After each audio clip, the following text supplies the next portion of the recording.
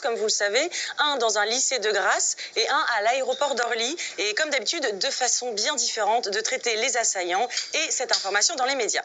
Alors en effet, à Grasse, le jeune Kylian est immédiatement défini comme fragile et déséquilibré, mais à aucun moment le moindre soupçon d'un acte terroriste ou politique.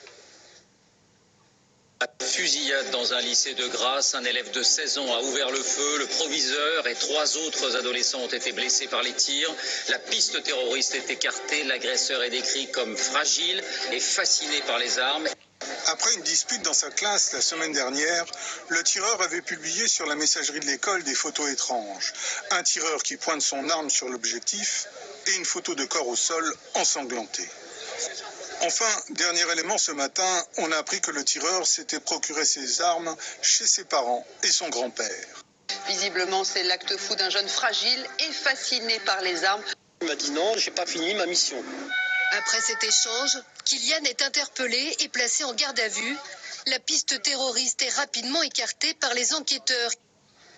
Ah oui, il a dit qu'il était en mission quand même. Pourtant, l'enquête autour de Kylian montre qu'il suivait des chaînes de youtubeurs militants d'extrême droite. On peut lire, d'autres éléments publiés en ligne tentent à montrer que le jeune homme était aussi fasciné par une certaine imagerie violente, proche de l'extrême droite américaine ou européenne. On apprend aussi qu'il jouait à un jeu vidéo assez original où l'idée c'est de buter tout le monde dans la rue. Un jeu édité par le studio polonais Destructive Creations, suspecté de sympathie envers un groupe néo-nazi et qui a bénéficié du soutien du mouvement Gamergate et des sympathisants masculinistes et conspirationniste. L'article du Point est d'ailleurs particulièrement édifiant à ce sujet. D'un point de vue psychanalytique, on peut carrément parler de déni, puisque le chapeau de l'article dit « Les rares activités du jeune homme de 17 ans sur les réseaux sociaux esquissent une personnalité fragile et inquiétante, mais aucune motivation politique. » Alors qu'à l'intérieur même de l'article, des éléments nous montrent que le jeune Kylian baigne dans un univers radical, puisque c'est le fils d'un conseiller municipal élu sur la liste FN, on peut quand même parler de radicalité dans le cas du FN, et on apprend aussi qu'il dessinait des croix gammées sur ses cahiers. C'est quand même un peu politique radical, non? Pourtant, ni le père ni le grand-père du jeune homme n'ont été placés en garde à vue, bien que les armes leur appartiennent, contrairement à la famille de Zied Ben Belkacem, tué à Orly après avoir tenté de voler une arme à des militaires. Là, moins de 10 heures après les faits, France 2 n'a aucun problème pour dire qu'il s'agit d'un acte terroriste. Il avait effectué plusieurs séjours en prison. En 2013, à la maison d'arrêt d'Ony, il est signalé comme pouvant s'être radicalisé. Mais les vérifications à l'époque, comme celle de 2015, n'avaient rien révélé. Comment ce braqueur a-t-il basculé dans le radicalisme? L'enquête commence. Le procureur de Paris a évoqué ce parcours violent et destructeur. Il est également revenu sur le passé judiciaire chargé de cet homme de 39 ans. Et pour François Molins, le caractère terroriste de cette attaque ne fait aucun doute. Et il faut attendre le JT du lendemain, le 19 mars, pour qu'on se demande si éventuellement peut-être l'homme n'était pas juste complètement déséquilibré.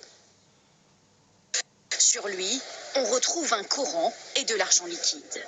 Mais pour les enquêteurs, l'homme a plutôt un profil de délinquant. Il n'a jamais été un terroriste, mon fils. Jamais il a fait la prière et il boit. Mais s'il le fait de l'alcool et le cannabis, voilà où on arrive. C'est un choc. Mais qu'est-ce que vous voulez, c'est la fréquentation, puis la drogue, et puis en fin de compte, c'est moi que je paye. L'homme vivait à Garges-les-Gonesse, au 6e étage de cet immeuble.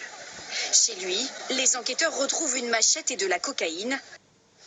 C'est vrai que picoler et prendre de la coke, c'est pas exactement le premier signe de radicalisation islamiste, à la base. Mais qu'à cela ne tienne, il a parlé d'Allah en s'attaquant aux militaires, donc forcément, il a reçu des ordres de Daesh. Apparemment, aucun média n'a l'air d'envisager que des gars borderline puissent péter les plombs et se prendre pour des djihadistes en mission suite à des problèmes psychologiques cumulés à une consommation excessive de psychotropes.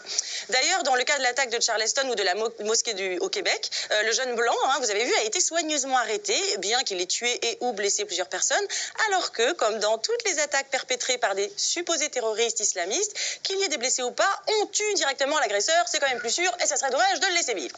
Bref, cette semaine, tout s'est déroulé absolument normalement au pays de l'égalité, de la liberté et de la fraternité.